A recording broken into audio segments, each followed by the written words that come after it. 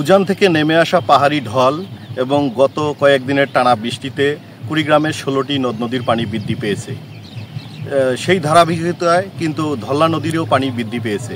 তো ধল্লা নদী পানির বৃদ্ধি পাওয়ায় ধল্লাপাড়ের মানুষ অনেকেই পানিবন্দী হয়ে পড়েছিল এবং তাদের যে ফসলি জমি, তারা যেগুলো ফসল আবাদ করছিল, আমি যদি একটু দেখাই, এই যে গতকালকে কিন্তু এই যে জমিগুলো তো দেখছেন, এগুলো কিন্তু এই ফসলগুলো কিন্তু পানির নিচে ছিল।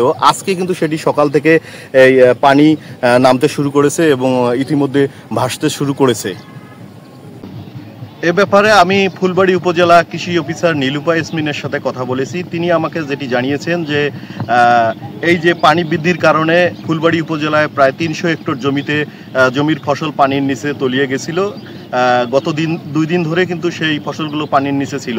আজকে সকাল থেকে কিন্তু সেই জমি থেকে পানি আস্তে আস্তে নেমে যাচ্ছে, যার ফলে তিনি আমাকে জানিয়েছেন যে আরও 2 দিন যদি এভাবে পানি নামে তাহলে এই সমস্ত যে ফসল রয়েছে সেই ফসলের কোনো ক্ষতি হবে না বলে জানিয়েছেন।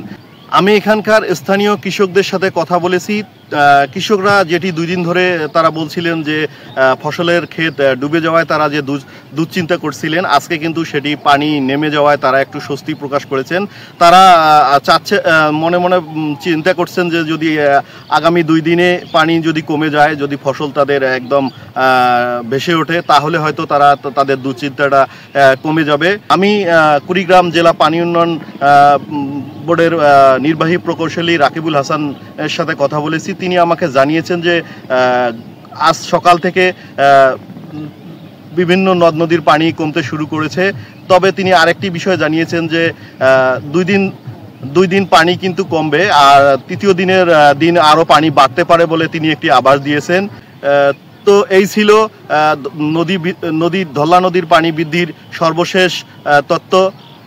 কুড়িগ্রামের ফুলবাড়ী থেকে জাহাঙ্গীর আলম, এশিয়ান টেলিভিশন।